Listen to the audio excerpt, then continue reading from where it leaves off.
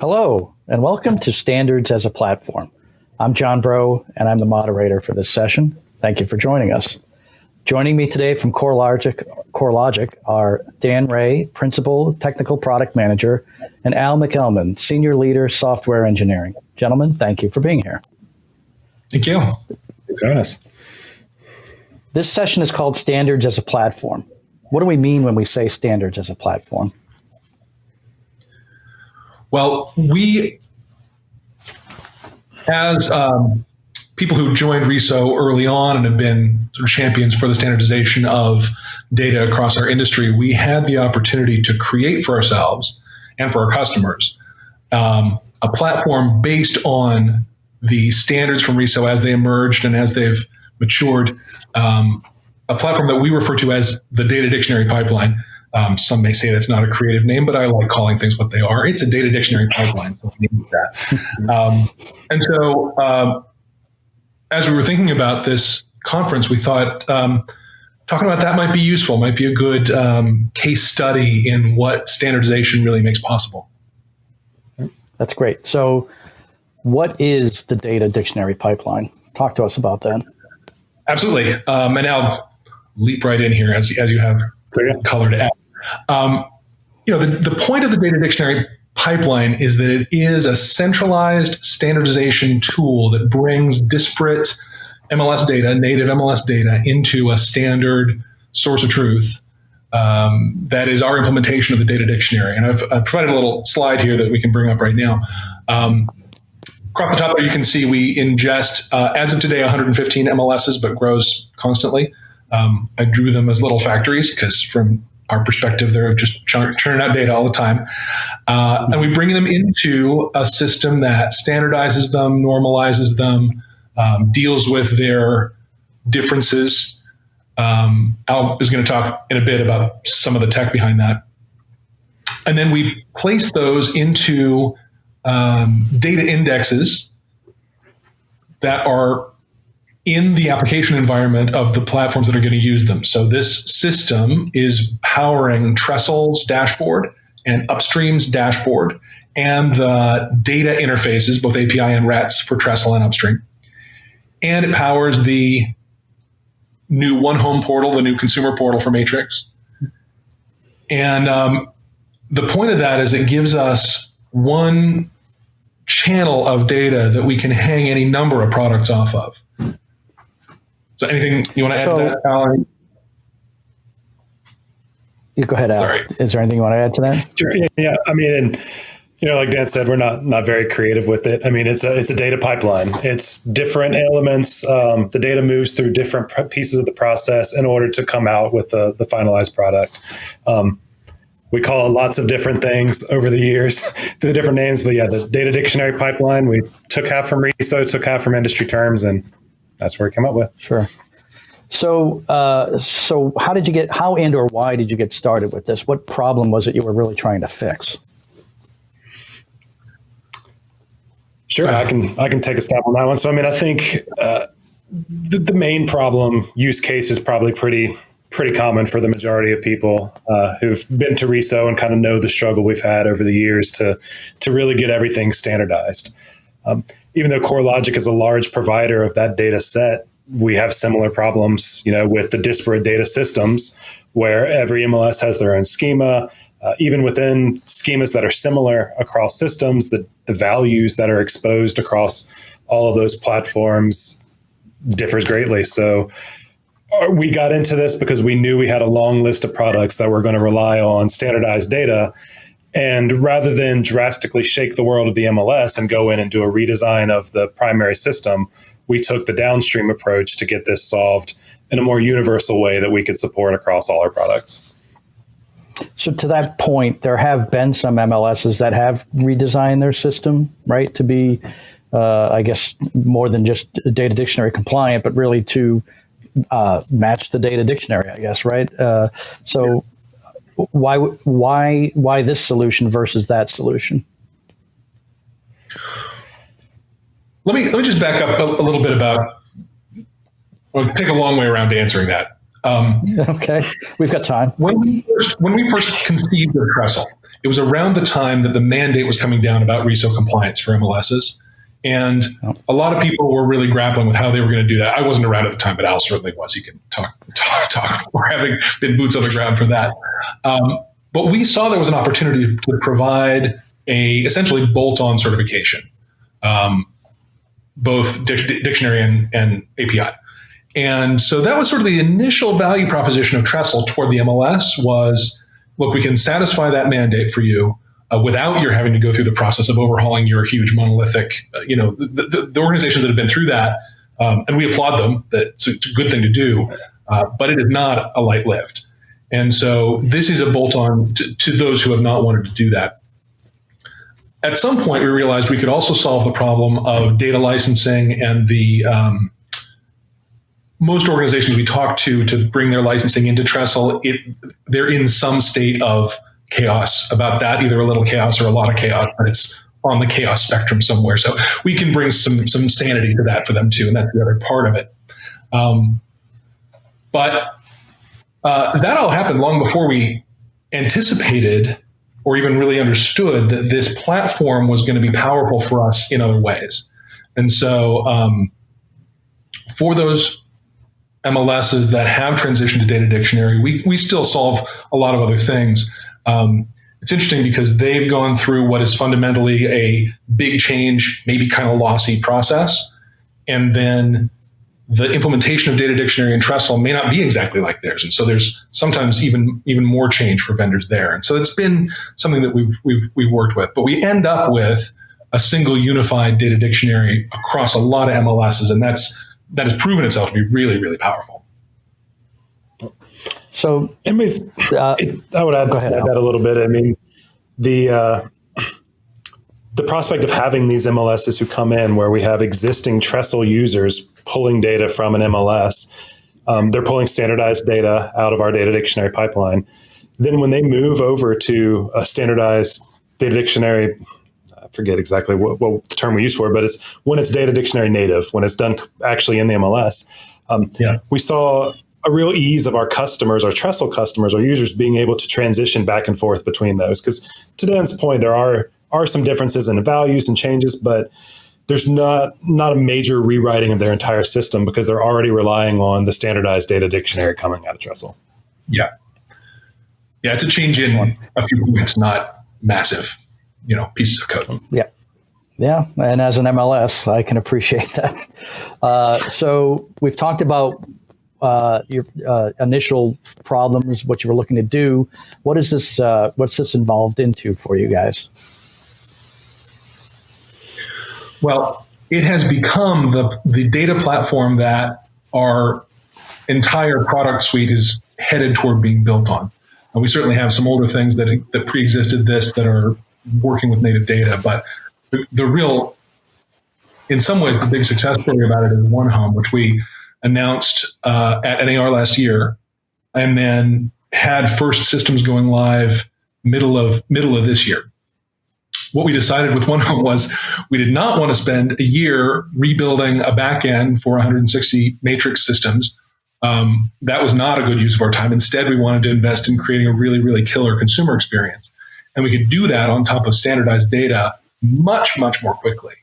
And frankly, get something to market in a way that we've never really been able to before, with a nimbleness and a speed, quite frankly, that we've never really been able to do before. And it was an awful lot of that had to do with the fact that data was 98% solved for the product by the time we even started coding on it. So briefly, just since you've mentioned OneHome, just for the benefit of those folks who don't know what OneHome is, very briefly, Can you tell us what that is? Sure. Yeah, OneHome is the new consumer portal for the new version of Matrix, and it replaces the consumer portal that's been in Matrix for quite some time. It is a really dramatic upgrade of our consumer experience, and it ties in with tools for the agent in Matrix, in some very, very rich ways. So it's a big upgrade of our experience. It also is a a big step forward in terms of our platform support and our, it's mobile first, and it's a lot of things that stuff ought to be these days that, our existing report wasn't everywhere else. Right. Yeah, exactly. Yeah. Exactly. So, it's a big step into the future for us. Not just in terms of data handling, but in terms of user experience and quality of integration and all of that stuff. That's great. Yeah. And I'll also say, I think that the speed with which we brought it to market, I don't want to speak for our customers, but I think they were very pleased to see how quickly we were able to turn around to go from product announcement to first few launches happening. Wait, I think you're talking to one MLS that hasn't received it yet, though. So, be careful. I know you're. On the list. I know. We're Rhode Island, right? Start big, get down to the small ones, I guess. But so let's talk a little bit now about some of the technical aspects. How did you actually build this? Sure. That's a question for Al. You want to dig into? Yeah, no, I mean, I'd say like many good technical solutions, this is built very iteratively. We started doing a lot of our ETL in SQL for the most part, just a lot of configuration and manual mapping and storing that data in SQL just to get everything kind of in a place that we knew how to easily work with the data. There's lots of tools for doing large data migration and standardization that are available. But as many groups do, we built something in-house to kind of handle all that. Really more to be able to focus on the nuance of the real estate industry. Obviously, we have a lot of experience in MLS and how the data is supposed to look. So we started off in that direction, just building something by hand to do the actual transformation.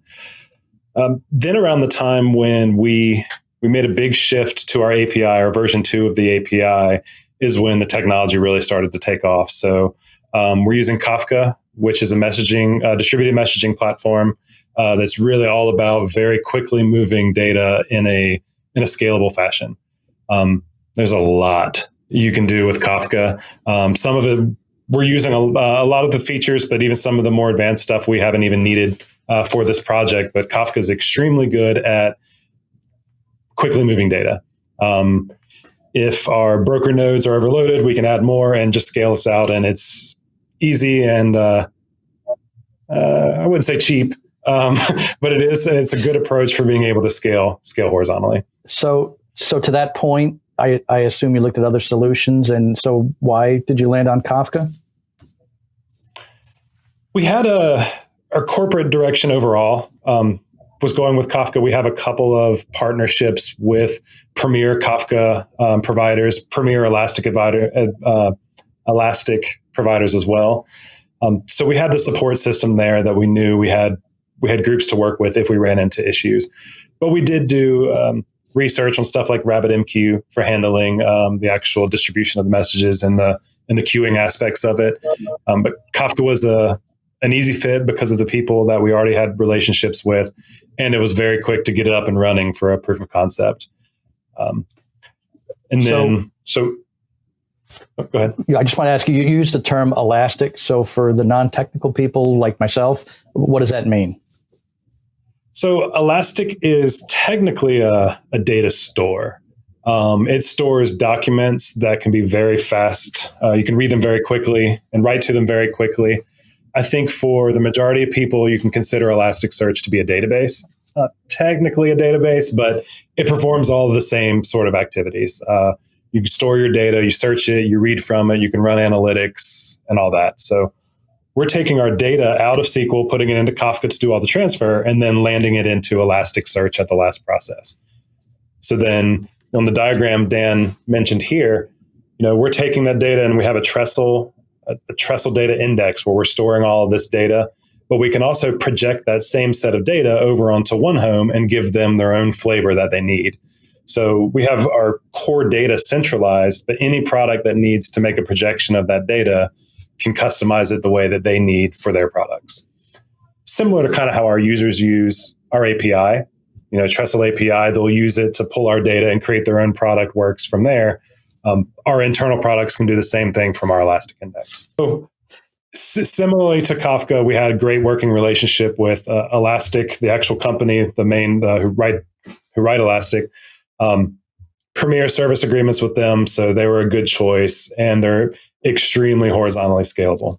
And that's speed, accuracy, and scalability are the three things that we kind of geared a lot of this solution around.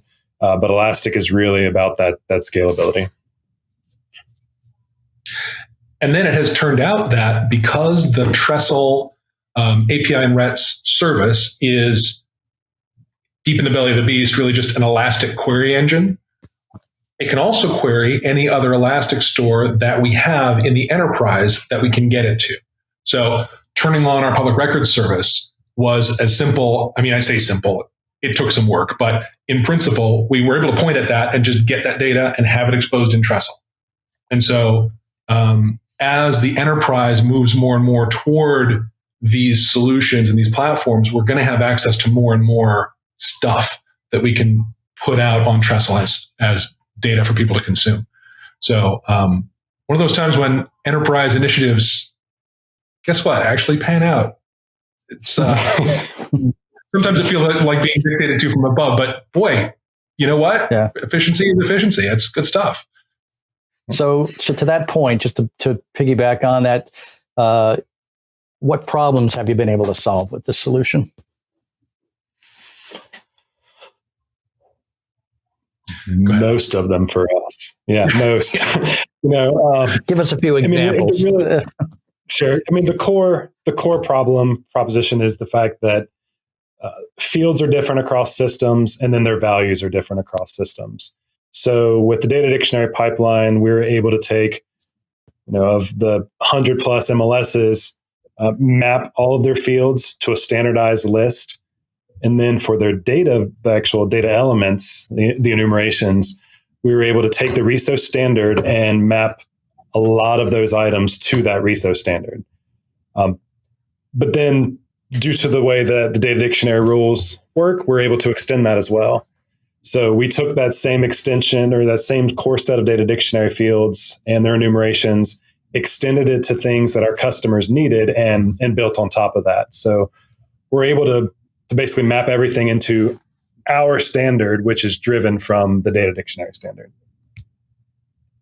And then I know this is a technical track talk here, but on the business side,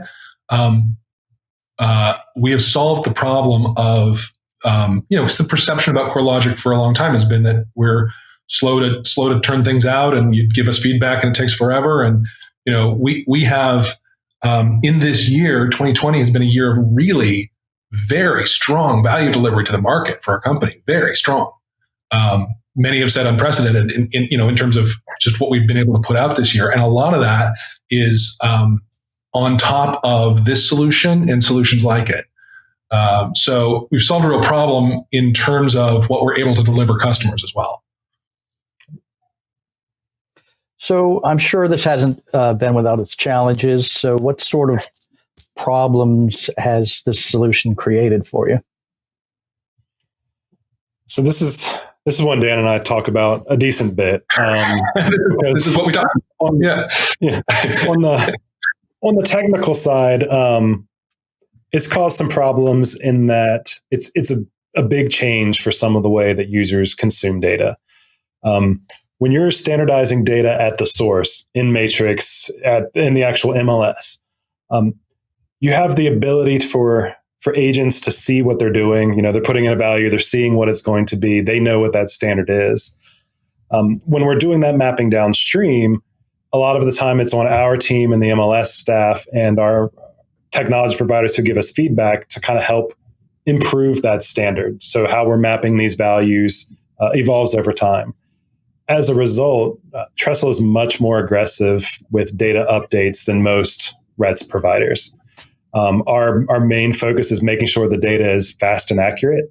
And a lot of times for us, accuracy trumps the need to have to download data more often.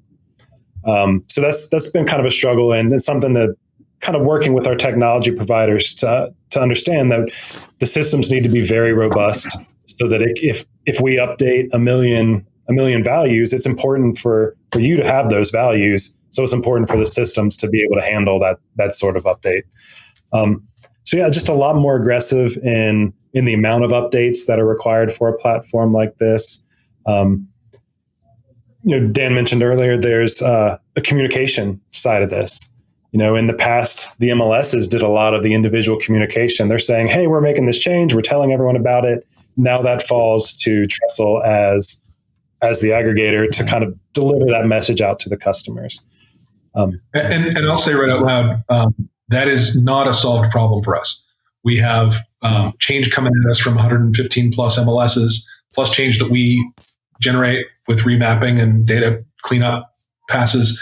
And those happen many times a day. And so knowing which ones are going to be impactful, knowing how and when and modes to communicate it in is an unsolved problem for us. But that is a problem that putting ourselves between the MLS and the data consumer in the chain landed square in our lap. And it is very much on our radar to solve that. I think okay. Growth is another. I was going to ask how you manage that, but it sounds like you're still having struggles with that. We're working on it. Yep. And team growth is another one. We had to scale up these teams to be able to support a product this large. We were very fortunate that we focused on the Trestle side first, so we knew that data quality was top priority. So we brought in a good sized team, and they focus explicitly on this mapping. And not taking a lot of time from existing matrix resources to do that sort of data mapping. This is a team dedicated to getting this right. So it was a challenge early on, but it's one that thankfully we responded to correctly and have a well-sized team to be able to handle it now. The last problem, I guess I would say that it's created, and not necessarily data dictionary portion of it, but just being a data dictionary compliant platform. Especially with the introduction of Web API, I think most people realize, every Matrix customer has the option of having Web API directly available from Trestle. Whether they've migrated to Trestle yet or not, still different discussion. But Web API is available, so people are making that transition very quickly. Traditionally, there's not a lot of hands-on support with vendors, trying to write REDS queries or trying to learn how to take advantage of this technology. So with Trestle, we learned very early on we needed a team dedicated to that. And we didn't just kind of go with people answering the phone, writing down questions, and then those questions get to a developer eventually, and 6 weeks later, they get a solution. We're pulling actual developers into these conversations. We're working directly with the vendors, helping them with the code, writing code in some cases, or sample code for them to follow. So the learning curve, I guess, would kind of be one of the challenges that this is still has, but it's another one that we're happy to have tackled in the right way by putting the right people in connection with our users to get it done. Yep. That's great. So I think we're starting to run a little short on time. So let's talk about what do you see for your data dictionary pipeline's future? Well, I mean, it's fair to say that this pipeline is the future of our products, and the thing that I'd like people to be clear about is that we are eating our own dog food here. The system that serves you out of Trestle also serves all of our product. And it's hard to fathom a product we might bring to market in the future that wouldn't derive its data from this. That, I think we're just internally not in the business of mapping native data anymore. And so what that means is more and more expansion of these things. One thing we haven't said is that our ingestion is not specific to matrix markets. We can certainly ingest and do ingest data from plenty of non-matrix markets. So consumers of our products that aren't also matrix customers, can absolutely benefit from this as well. And so there is, growing that footprint and the territories we support, but then just continuing to leverage the power that this platform provides for us. It's, it enables so much innovation to not have to resolve the same data problem over and over again. You can actually focus on, like, what is the user experience I want to create? What is the transformation I can perform on this data? What insights can I derive? All of those things you suddenly have a resource to deal with that when it's not mapping native data as your main focus, right? So it certainly has freed us up about that. Our thinking is a lot more creative in terms of those things. And then, we are really proud to be able to power the market through the Trestle interface in the same way, to be powering your innovation. So that really is the future. More expansion of that, more evolution of that. There certainly are more data dictionary resources we will be bringing online inside this over time. That's what I can see as the future. So, yeah. New data assets as well. I mean, I know you're talking about bringing on new RESO resources, but as Dan mentioned earlier, it's absolutely a little too easy for us to pull in new resources once we have an elastic index put together. Yeah. That definitely is in the future for us as well. And looping back to the dog fooding, the quality of the data is only going to get better as we experience building applications the exact same way that our users are. So as we close out, any advice for others trying to tackle this problem? I mean, if you look at my diagram there, there's a little cloud down in the lower right: data consumer, data users. Not to be too sales pitchy, but my advice is be in that cloud. Be one of those. Because we have solved this problem for you in a very real way, and it has taken 3 years of time with a team of a dozen or more. It's not trivial, and the investment we've made is paying off. But you can leverage that right out of our services. Thus endeth the sales pitch. I mean, and I would add too. I mean, my advice, since I've been on the data dictionary pipeline since day one, is really standardization of values matters a lot. We've worked with lots of platforms that might map the fields. They're going to say status. The native status goes to this standard status field, but then they've got a million different values in the data set. So values, standardization of values matters a lot, and the tooling. So one of the very first things we did as we went through this project was write tools to make it easy to do this mapping.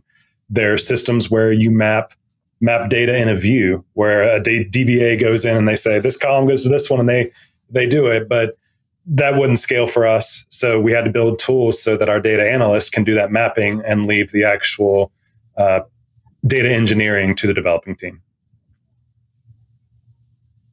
Excellent. Well, Dan, Al, I want to thank you for your time. To our audience, I want to thank you for watching our session, and I hope you enjoy the rest of the conference. Yeah, thank you. Thanks, everyone.